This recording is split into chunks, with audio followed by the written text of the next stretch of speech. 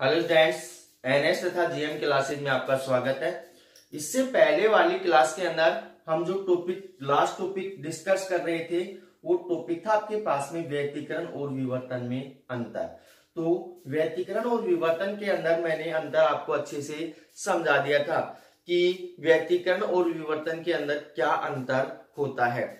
First अंतर क्या था आपके पास में, उसको अच्छे से समझ लेना कि आपके पास में व्यतिकरण के अंदर क्या होता है। आपके पास में दो या दो से अधिक प्रकाश स्रोतों से चलने वाली तरंगे जब क्या होती हैं, अध्यारोपित होती हैं, तो उनसे बनने वाला जो प्रतिरूप है वो क्या होता है, आपके पास में व्यतिकरण प्रतिरूप होता है।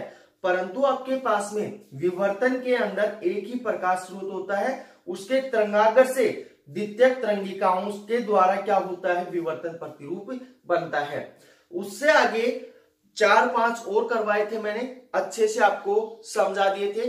अब आपके पास में अगला जो टॉपिक है वो टॉपिक आपके पास में प्रकाश का ध्रुवण। इस टॉपिक को अच्छे से समझना भाई कि प्रकाश का ध्रुवण क्या होता है। कि आपके पास में अध्रुवित प्रकाश को ध्रुवित प्रकाश में बदलने की जो प्रक्रिया है उसे क्या कहते हैं, प्रकाश का ध्रुवण कहते हैं।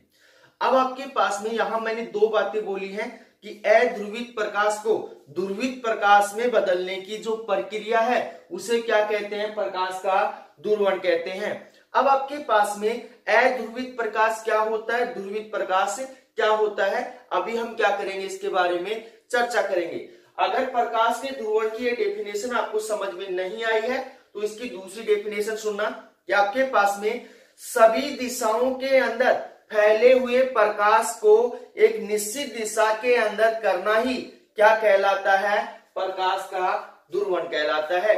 कि सभी दिशाओं के अंदर जो प्रकाश फैला हुआ है उसको एक निश्चित दिशा के अंदर करना ही क्या कहलाता है, प्रकाश का ध्रुवण कहलाता है। तो इसकी डेफिनेशन किस प्रकार से लिखेंगे,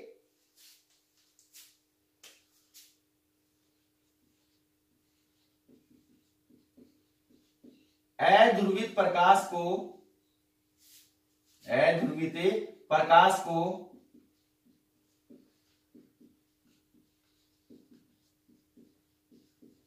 ध्रुवित प्रकाश में बदलने की प्रक्रिया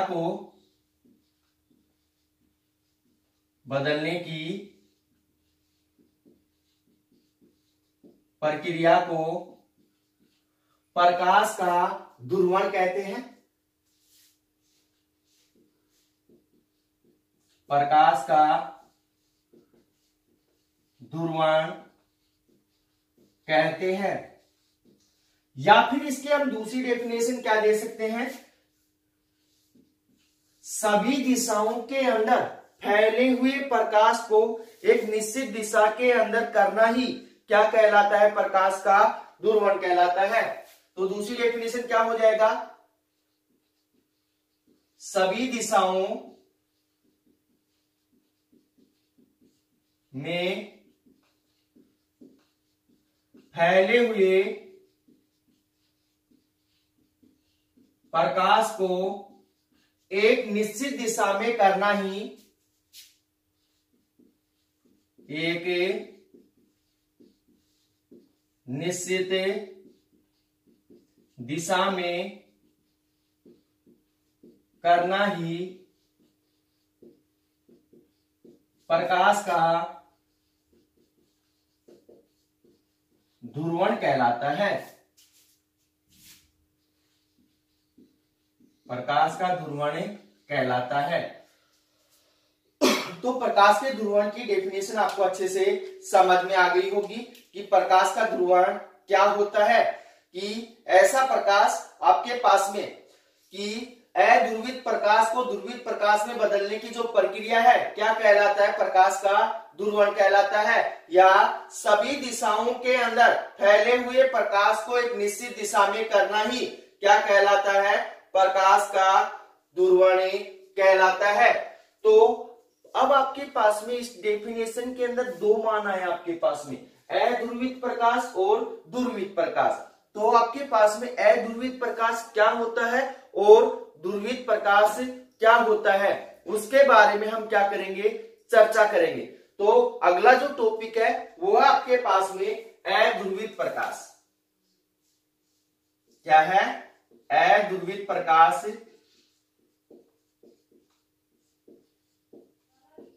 तो अध्रुवित प्रकाश क्या होगा उसको अच्छे से समझना भी, कि आपके पास वह प्रकाश जो क्या होता है, सभी दिशाओं के अंदर फैला हुआ होता है, क्या कहलाता है, अध्रुवित प्रकाश कहलाता है। तो इसकी सटीक डेफिनेशन क्या देंगे कि वह प्रकाश जिसमें प्रकाश के कण सभी दिशाओं के अंदर क्या करते हैं, कंपन करते हैं। सभी दिशाओं के अंदर क्या करते हैं, कंपन करते हैं। तो उस प्रकाश को क्या कहते हैं, अध्रुवित प्रकाश कहते हैं। जैसे उदाहरण के लिए आपके पास में बल्ब, मरकरी और जैसे लैंप है, इनसे जो प्रकाश आता है वो कौन सा प्रकाश आपके पास में, अध्रुवित प्रकाश है, क्योंकि इसके अंदर प्रकाश के जो कण हैं वो सभी दिशाओं के अंदर क्या करते हैं, कंपन करते हैं। तो इसकी डेफिनेशन को किस प्रकार से लिखेंगे कि वह प्रकाश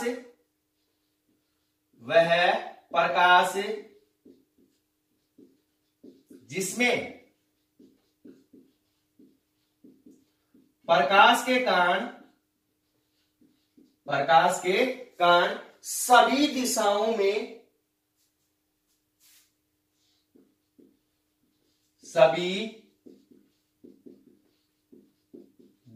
में कंपन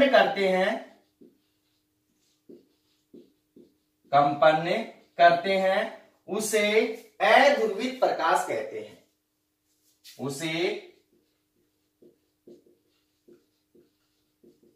अध्रुवित प्रकाश कहते हैं।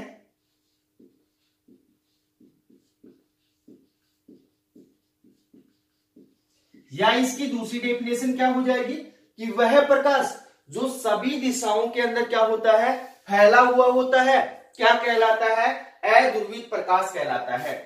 तो वह प्रकाश जो सभी दिशाओं में फैला होता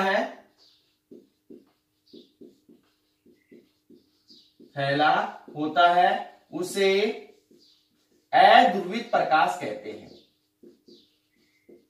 अध्रुवित प्रकाश कहते हैं।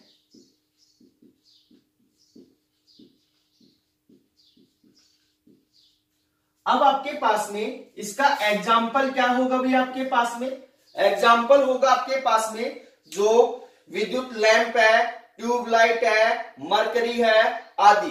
तो आपके पास में इसका एग्जाम्पल हो जाएगा विद्युत लैंप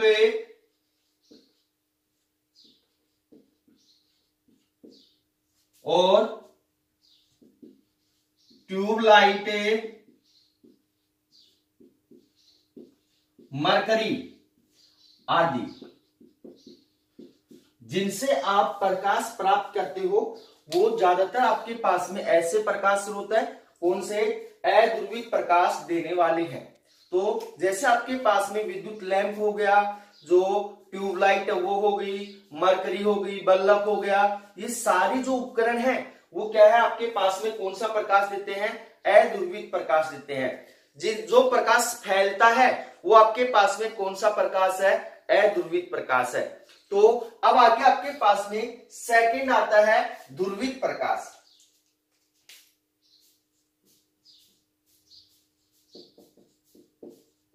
ध्रुवित प्रकाश, तो आपके पास में ध्रुवित प्रकाश क्या होता है उसको अच्छे से समझना। डेफिनेशन तो आप बना ही सकते हो कि जब किसी अध्रुवित प्रकाश को किसी स्लिट में से क्या किया जाता है, गुजारा जाता है, तो वह एक उसके जो कण है एक निश्चित दिशा के अंदर क्या करने लगते हैं, कंपन करने लगते हैं। तो वह प्रकाश कौन सा है आपके पास में, ध्रुवित प्रकाश है। जब प्रकाश को किसी स्लिट में से क्या किया जाता है, गुजारा जाता है, या किसी छेद में से गुजारा जाता है, तो गुजरने के पश्चात उसके जो कण है एक निश्चित दिशा के अंदर क्या करने लगते हैं, कंपन करने लगते हैं, तो वह कौन सा प्रकाश आपके पास में ध्रुवित प्रकाश है। तो इसकी साधारण सी डेफिनेशन हम बनाएं तो किस प्रकार से बना सकते हैं कि वह प्रकाश जिसमें कणों का कंपन एक निश्चित दिशा के अंदर होता है उसे क्या कहते हैं, हमें ध्रुवित प्रकाश कहते हैं। तो इसको किस प्रकार से लिखेंगे कि जब प्रकाश को किसी स्लिट में से गुजारा जाता है, जब प्रकाश को किसी स्लिट में से गुजारा जाता है तो गुजरने के पश्चात प्रकाश के कणों का कंपन एक निश्चित दिशा में हो जाता है। तो गुजरने के पश्चात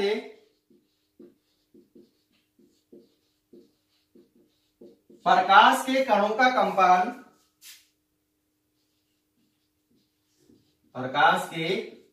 कंपन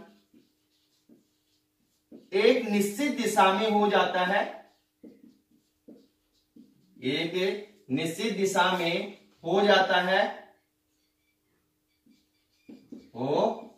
है जिसे ध्रुवित प्रकाश कहते हैं, जिसे ध्रुवित प्रकाश कहते हैं। तो आपके पास में ध्रुवित प्रकाश की डेफिनेशन आपको अच्छे से समझ में आ गई।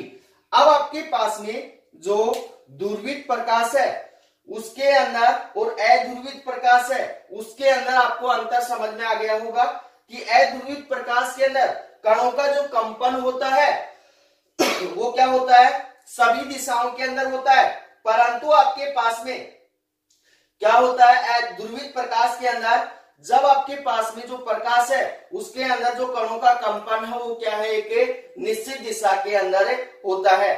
तो अब उससे आगे आपके पास में टॉपिक है समतल ध्रुवित प्रकाश। तो अब आपके पास में टॉपिक है समतल ध्रुवित प्रकाश।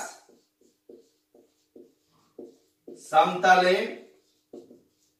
ध्रुवित प्रकाश, तो आपके पास में समतल ध्रुवित प्रकाश क्या होगा इसके बारे में हम आगे चर्चा करेंगे, क्योंकि इसकी डेफिनेशन को अच्छे से समझना।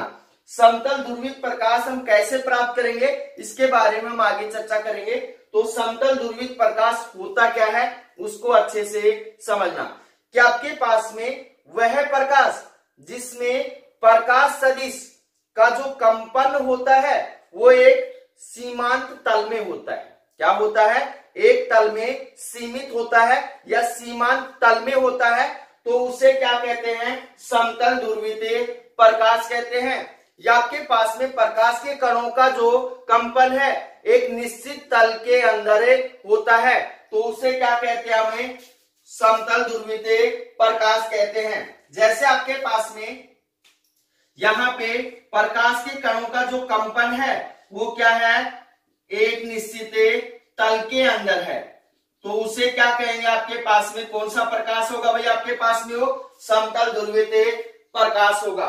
तो इसको हम लिखेंगे कैसे कि ऐसा प्रकाश जिसमें प्रकाश सदिश का जो कंपन है एक निश्चित तल में सीमित रहता है। तो डेफिनेशन किस प्रकार से लिखेंगे, ऐसा प्रकाश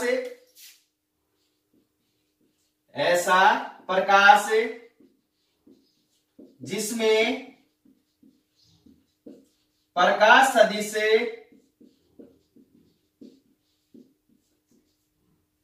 या सदिशों का कंपन, प्रकाश सदिशों का कंपन एक तल में सीमित रहता है या सीमांत रहता है, एक तल में सीमित रहता है, एक तल में क्या रहता है, सीमित रहता है, उसे समतल ध्रुवित प्रकाश कहते हैं, उसे समतल ध्रुवित प्रकाश कहते हैं।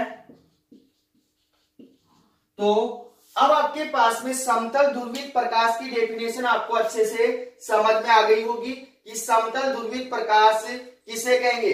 ऐसा प्रकाश जिसमें प्रकाश सदिशों का जो कंपन है एक तल में क्या रहता है, सीमित रहता है, क्या कहलाता है, समतल ध्रुवित प्रकाश कहलाता है। और समतल ध्रुवित प्रकाश का जो एग्जाम्पल है वो है आपके पास में पोलेराइड। क्या है, पोलेराइड। तो पोलेराइड क्या होता है इसके बारे में आगे हम पूरा टॉपिक पढ़ेंगे कि पोलेराइड होता क्या है, कार्य कैसे करता है। अब उससे आगे आपके पास में एक टॉपिक और है कि वर्तीय ध्रुवित प्रकाश। अगला जो टॉपिक आपके पास में वो है वर्तीय ध्रुवित प्रकाश।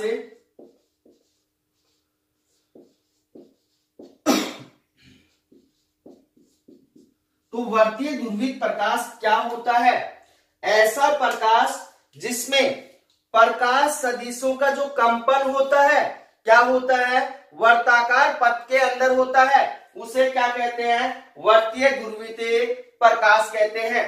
तो यहां पे किस प्रकार से इसको लिखेंगे, ऐसा प्रकाश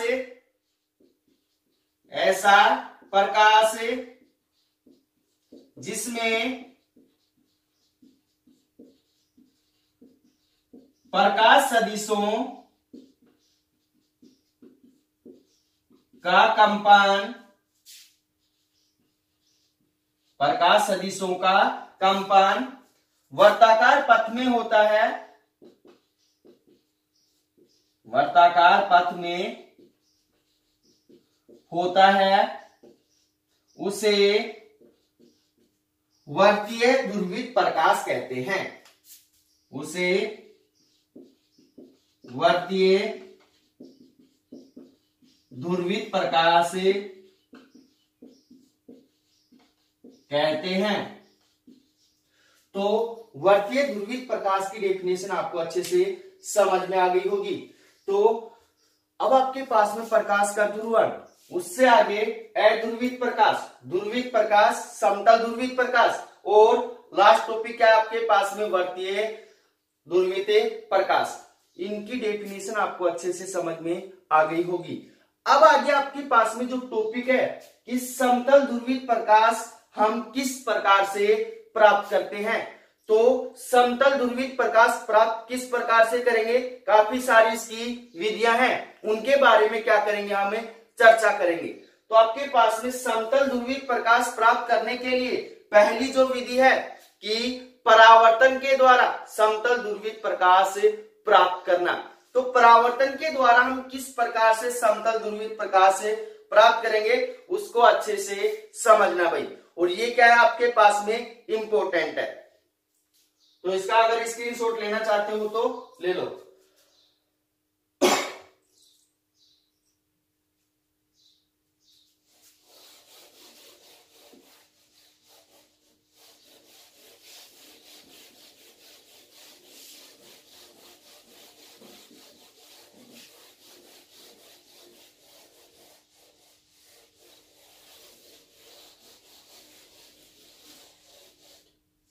टॉपिक आपके पास में परावर्तन द्वारा समतल ध्रुवित प्रकाश प्राप्त करना।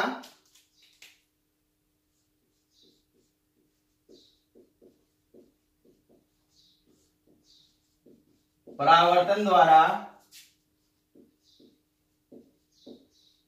समतल ध्रुवित प्रकाश प्राप्त करना।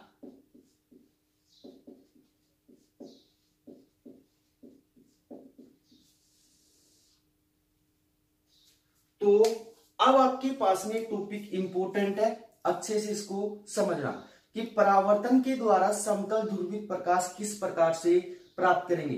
अब परावर्तन के द्वारा समतल ध्रुवित प्रकाश प्राप्त करने के लिए दो वैज्ञानिकों ने अलग अलग बातें बताई हैं। दो वैज्ञानिकों ने क्या बताई हैं, अलग अलग बातें बताई है। और वो बातें कौन कौन सी हैं उनको अच्छे से सुनना भाई। कि आपके पास में एक वैज्ञानिक मेल्स था, कौन था, मेल्स ने क्या बताया है कि जब आपके पास में किसी पारदर्शी माध्यम के ऊपर अध्रुवित प्रकाश क्या होता है? आपतित होता है। किसी पारदर्शी माध्यम के ऊपर अध्रुवित प्रकाश क्या होता है?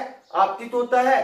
तो उससे परावर्तित जो प्रकाश है वो आंशिक रूप से क्या होता है?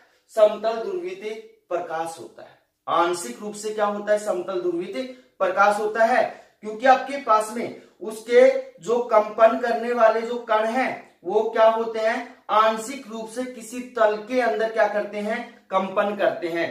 पूर्ण रूप से उस तल के अंदर कंपन नहीं करते हैं।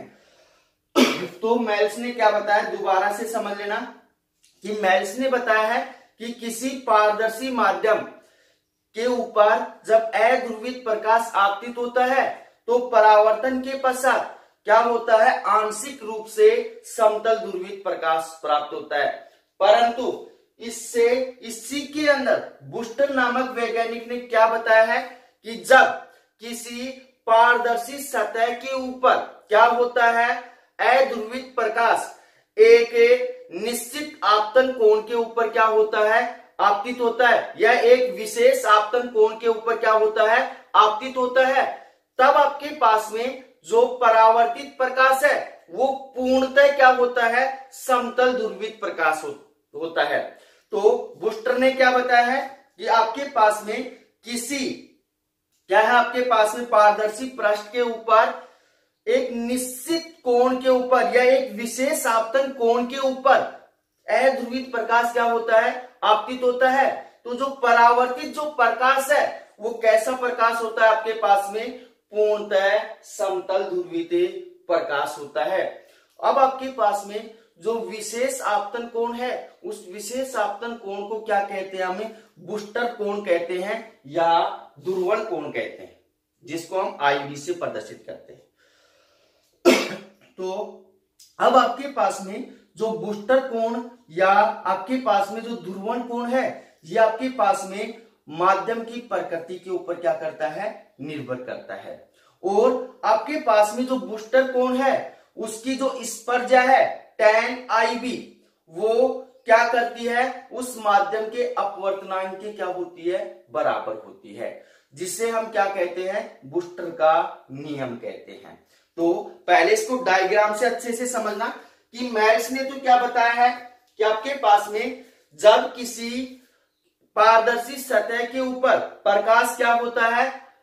अध्रुवित प्रकाश क्या होता है? आपतित होता है। तो परावर्तन के पश्चात वो क्या होता है? आंशिक रूप से क्या होता है? समतल ध्रुवित प्रकाश होता है। परंतु मेल्स ने क्या बताया है? मेल्स ने बताया है कि आपके पास में ये मान लिया आपके पास में क्या है? पारदर्शी माध्यम है और इसकी पृष्ठ के ऊपर जब अध्रुवित प्रकाश, कौन सा प्रकाश? अध्रुवित प्रकाश क्या होता है? आपतित होता है एक विशेष कोण के ऊपर, एक विशेष कोण के ऊपर। तब आपके पास में जो परावर्तित जो प्रकाश है, जो परावर्तित जो प्रकाश है वो पूर्णतः क्या होता है? समतल ध्रुवित प्रकाश होता है। समतल ध्रुवित प्रकाश होता है। अब यहां पे आपके पास में जो माध्यम है कैसा है? पारदर्शी है, चाहे पानी ले लो चाहे कांच ले लो। तो यहां पे आपके पास में प्रकाश तरंग का क्या होगा? अपवर्तन भी होगा। क्या होगा? अपवर्तन भी होगा। तो आपके पास में यहां पे कौन सा कोण होगा? अपवर्तन कोण R होगा। यहां ध्यान देना भाई, मैंने आपतन कोण और परावर्तन कोण को क्या कर दिया है? बराबर कर दिया है, क्योंकि आपके पास में परावर्तन के नियम से आपतन कोण और परावर्तन कोण क्या होते हैं? समान होते हैं। तो अब आपके पास में यहां पे जो अपवर्तित जो प्रकाश है वो क्या है? आपके पास में आंशिक समतल ध्रुवित प्रकाश है। आंशिक समतल ध्रुवित प्रकाश है।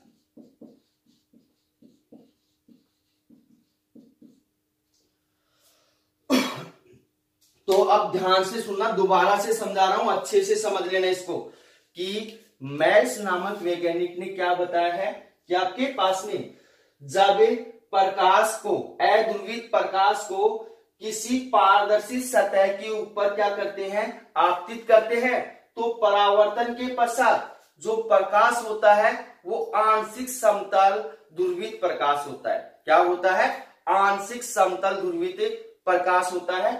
परंतु जो वैज्ञानिक बूस्टर है उसने क्या बताया है कि जब अध्रुवित प्रकाश को किसी विशेष आपतन कोण के ऊपर क्या करते हैं, पारदर्शी माध्यम के ऊपर आपतित करते हैं, तब परावर्तित जो प्रकाश है वो पूर्णतः क्या होता है, समतल ध्रुवित प्रकाश होता है।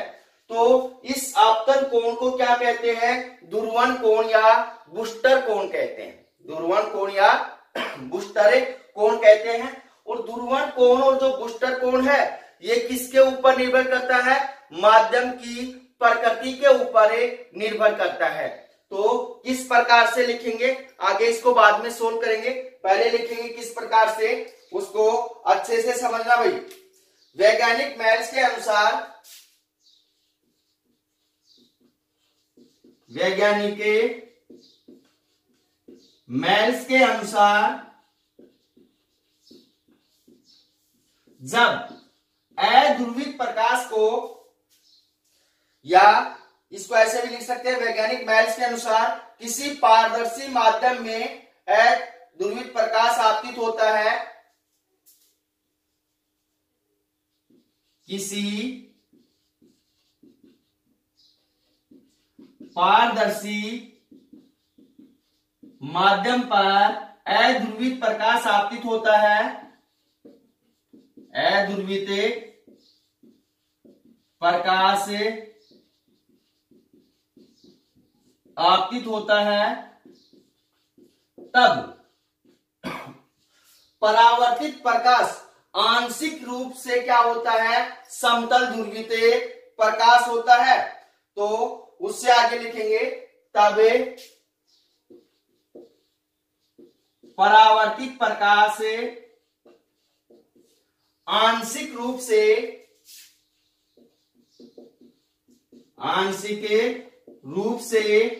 समतल ध्रुवित प्रकाश होता है, समतल ध्रुवित प्रकाश होता है, समतल ध्रुवित प्रकाश होता है। परंतु वैज्ञानिक बूस्टर के अनुसार, आगे अगली लाइन से लिखेंगे, परंतु वैज्ञानिक बूस्टर के अनुसार क्या करते हैं, जब किसी पारदर्शी पृष्ठ पर अध्रुवित प्रकाश को, जब किसी पारदर्शी पृष्ठ पर अध्रुवित प्रकाश को,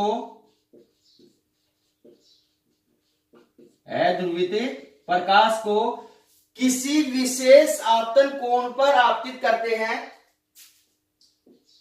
किसी विशेष आपतन कोण पर आपतित करते हैं, आपतित करते हैं, तब परावर्तित जो प्रकाश है वो पूर्णतः क्या होता है, समतल ध्रुवित प्रकाश होता है। तो यहां लिखेंगे, तब परावर्तित प्रकाश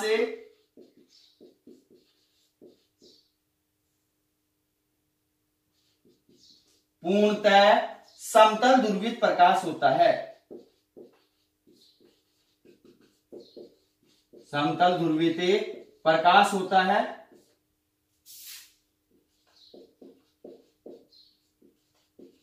तो ये बात आपको अच्छे से समझ में आ गई होगी।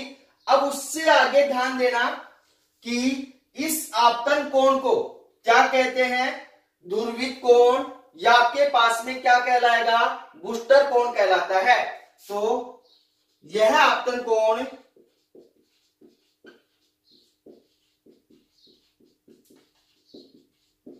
ध्रुवण कोण या बूस्टर कोण आईबी कहलाता है।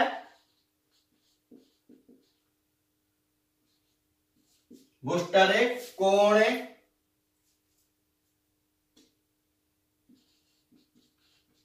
आईबी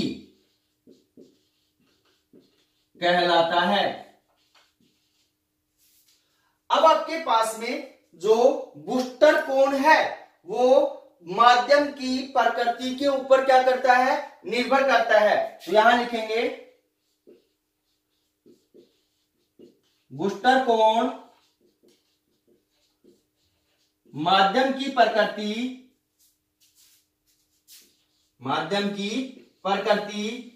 पर निर्भर करता है। माध्यम की प्रकृति पर निर्भर करता है।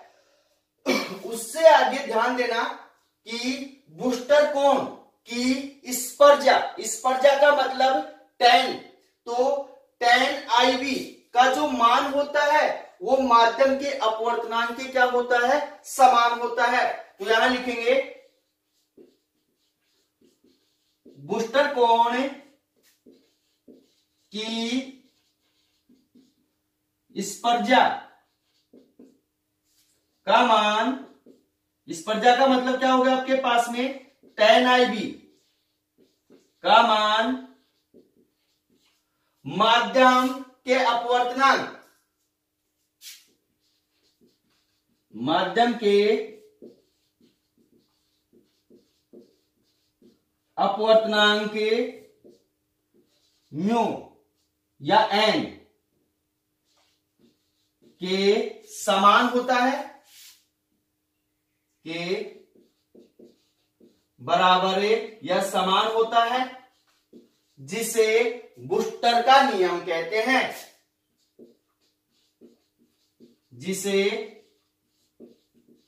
बूस्टर का नियम कहते हैं।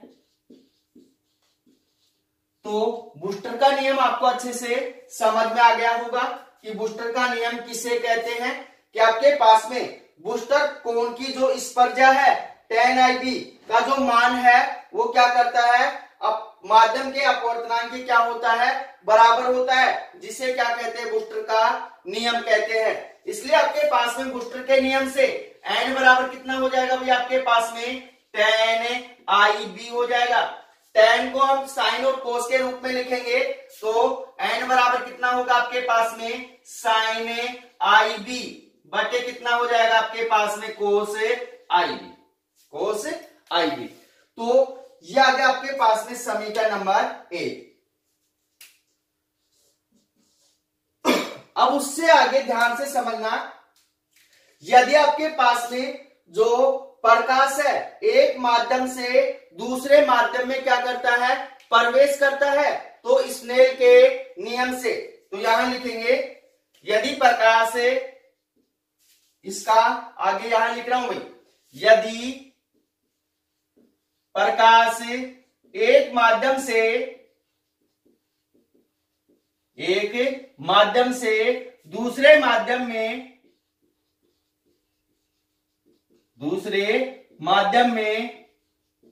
प्रवेश करता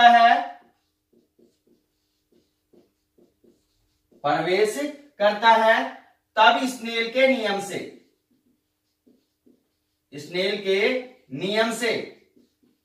स्नेल का नियम क्या कहता है भी आपके पास में, आपतन कोण की जा और अपवर्तन कोण की जा का जो अनुपात होता है वो क्या होता है, एक नियतांक होता है। तो आपके पास में n बराबर कितना हो जाएगा, साइन आईबी। यहाँ आपतन कोण कितना आपके पास में, आईबी है, अपवर्तन कोण कितना आपके पास में, आर है, तो क्या हो जाएगा आपके पास में, साइन आर हो जाएगा। यह आ गया आपके पास में समीकरण नंबर 2। अब आगे देखना भाई, समीकरण 1 के अंदर n बराबर कितना है, साइन आईबी बटे कोस आईबी। समीकरण 2 के अंदर n बराबर कितना है, साइन आईबी बटे साइन आर। तो जब इनका LHS मान समान है तो RHS मान भी क्या होगा, समान होगा। तो यहां लिखेंगे समीकरण 1 तथा समीकरण 2 से, समीकरण 1 तथा समीकरण 2 से क्या मान होगा भाई आपके पास, जब इनका एलएचएस मान समान है तो आरएचएस मान भी क्या होगा, समान होगा। तो क्या होगा यहाँ पे आपके पास में साइन ए आई बी बटे कितना हो जाएगा, कोस ए आई बी बराबर हो जाएगा आपके पास साइन आई बी बटे कितना हो जाएगा, साइन ए आर हो जाएगा। अब आपके पास में यहां ध्यान देना कि साइन आई बी से साइन आई बी क्या हो गया, कैंसिल हो गया। क्या मान बच गया आपके पास, 1/में कोस ए आई बी बराबर हो गया आपके पास 1/में sine A R. Cross multiply कर दो इसको तो दोनों मान क्या हो जाएंगे, बराबर आ जाएंगे। तो आपके पास में क्या होगा, कोस आई बी बराबर हो जाएगा आपके पास में साइन ए आर। तो अब इससे आगे ध्यान देना, यहां पे कोस है और यहां पे क्या है, साइन है। तो कोस को क्या करेंगे, साइन में चेंज करेंगे, या फिर साइन को किस में चेंज कर दो, कोस में चेंज कर दो, एक ही बात है भाई। तो कैसे चेंज करेंगे उसको ध्यान से समझना। तो आपके पास में यहां पे क्या मान होगा, यहां पे जो मान होगा कोस को हम साइन में चेंज करेंगे तो क्या मान हो जाएगा, इस साइड लिख रहा हूं, यहां हो जाएगा साइन ए 90 माइनस में कितना हो जाएगा, आई बी बराबर कितना हो जाएगा, साइन ए आर हो जाएगा। क्योंकि कोस किस में चला गया, साइन में चला गया। 90 माइनस थीटा, थीटा का मान कितना है, आई बी है। तो अब आपके पास यहां पे ध्यान देना, साइन से साइन क्या हो गया, कैंसिल हो गया। क्या मान बच गया आपके पास में, जो मान बचा है वो आपके पास में 90 माइनस में आई बी बराबर कितना हो गया, आर हो गया। अब आपके पास में यहां आई बी को इस साइड भेजेंगे तो क्या होगा आपके पास में, आई बी प्लस में आर बराबर कितना हो जाएगा, 90 हो जाएगा। और ये समीकरण हमें क्या बताना चाह रहा है उसको अच्छे से समझना है। क्या आपके पास में यहां पे आपतन कोण और अपवर्तन कोण दोनों का मान कितना है, 90 डिग्री है। कितना है, 90 डिग्री है। तो यहां हम क्या बोल सकते हैं, परावर्तित किरण और अपवर्तित किरण दोनों के मध्य जो बना कोण है वो कितना होगा, 90 डिग्री होगा। कितना होगा, 90 डिग्री। तो ध्यान देना, परावर्तित किरण और अपवर्तित किरण के मध्य बना हुआ कोण कितना होगा, 90 डिग्री होगा। तो इससे अगले वाला जो टॉपिक है कि अपवर्तन के द्वारा समतल ध्रुवित प्रकाश प्राप्त करना, ये करेंगे हम कल। तो अगर इस क्लास के अंदर किस टॉपिक के अंदर आपको प्रॉब्लम है तो आप कमेंट्स करके या व्हाट्सएप पे मैसेज करके बता सकते हैं। अगर वीडियो आपको पसंद आया है तो लाइक कीजिए, शेयर कीजिए तथा हमारे यूट्यूब चैनल को सब्सक्राइब कीजिए। तो मिलते हैं एक छोटे से ब्रेक के बाद। धन्यवाद।